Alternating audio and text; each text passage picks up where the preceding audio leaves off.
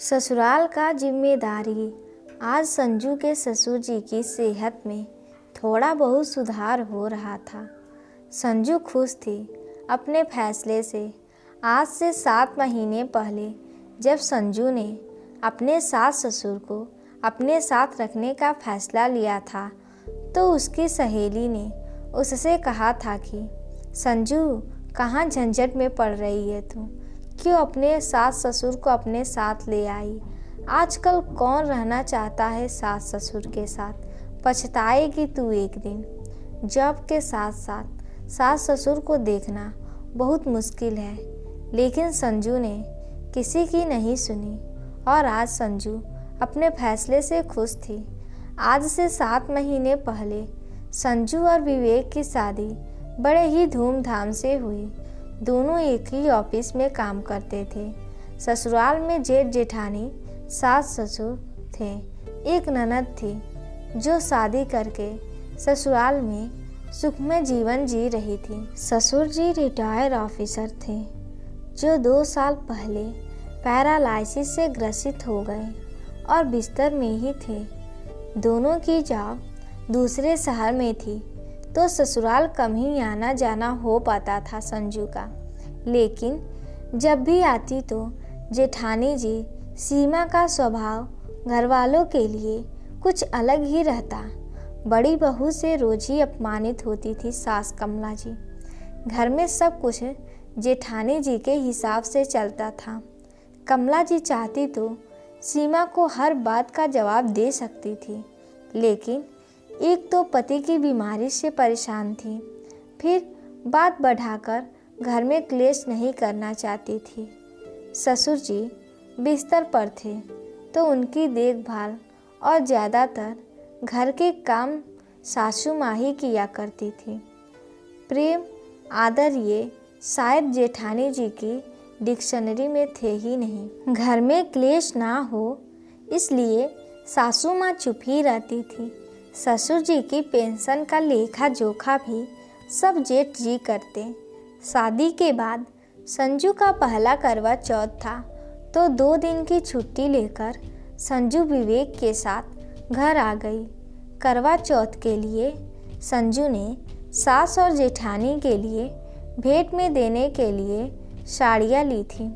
जेठानी और बड़ी बहू होने का ओहदा उनके चेहरे से साफ झलकता था। मायके से भी कोई ना कोई आया ही होता।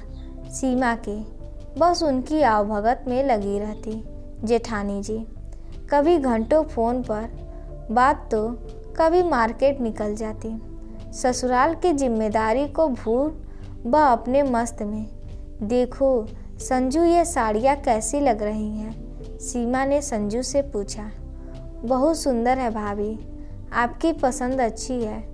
अगले दिन दोनों ने मिलकर अपनी सास को साड़ियाँ भेंट की तो संजू ने देखा कि सीमा भाभी बहुत ही हल्की किस्म की साड़ी सासू माँ के लिए लाई। अरे भाभी, कल तो आपने मुझे जो साड़ियाँ दिखाई थी ये वो तो नहीं है? संजू ने आश्चर्य से पूछा। हाँ, वो एक मैंने रख ली और एक अपनी माँ के लिए। जेठानी सीमा पूरी रौबदार आवाज़ में बोल रही थी। माँ तो माँ होती है भाभी, फिर वो माँ हो या सासू माँ, बस ये सास का फ़र्क हम बहुओं को ही तो मिटाना है। सीमा बात को अनसुना कर अपने कमरे में चली गई।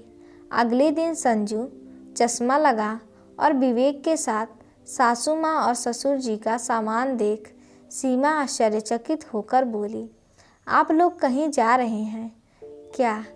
हाँ भाभी, मम्मी जी और पापा जी हमारे साथ जा रहे हैं। आप शायद माँ और सासू माँ का अंतर नहीं मिटा पा रही हैं भाभी, और मैं पूरी कोशिश करूँगी कि ये अंतर मिटा पाने की। प्यार सम्मान इसके अलावा कुछ और नहीं चाहिए होता है। उम्र के इस पड़ाव में मैं ये नहीं कहती कि आप अपना मायका ना देखो, लेकिन ससुराल वालों को अनदेखा कर केवल मायके का सोचना कहाँ की समझदारी है। सिर्फ दिखावे की बहू बनकर क्या फ़ायदा भाभी, कहकर संजू और विवेक अपने माता पिता को लेकर दिल्ली आ गए और आज कमला जी संजू को ढेरों आशीर्वाद और शुभकामनाओं से संजू की गोद भराई कर रही थी। तुम्हारे प्यार और सम्मान से तुम्हारे ससुर जी ठीक होने लगे हैं बेटा।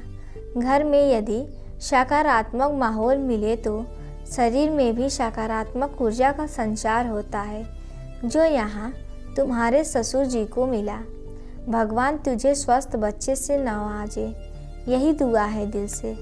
हमेशा खुश रहो। कहते कहते कमला जी की आंखें भर आई। संजू अपनी सासू माँ से आशीर्वाद पाकर अभिभूत हो रही थी। तो दोस्तों, उम्मीद करते हैं कि यह छोटी सी कहानी आपको पसंद आई होगी। अगर पसंद आई हो तो वीडियो को लाइक करें और ऐसी ही कहानियों के लिए हमारे चैनल को सब्सक्राइब करें और इस कहानी को अपने दोस्तों के साथ शेयर भी करें। धन्यवाद।